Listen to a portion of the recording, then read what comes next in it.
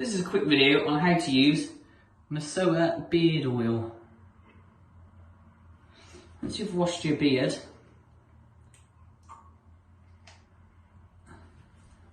unscrew the lid, take out the pipette. When you squeeze it, it expels whatever's in it. So squeeze it down, let go of the top, it pulls the beard oil in. Drop 2 or 3 or 4, however many you like. Droplets into your hand. Rub it through evenly across your skin in your hand. And then just rub it through your beard against the grain like this. Pull it through. If you've got a longer beard, you can pull it through further. If you've got a short beard, you shouldn't. So go against the grain like that, and it covers all your skin. And then just soften it down then, like this.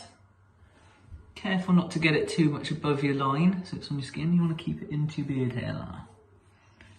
So there you go, that's how to use MESOA Beard Oil.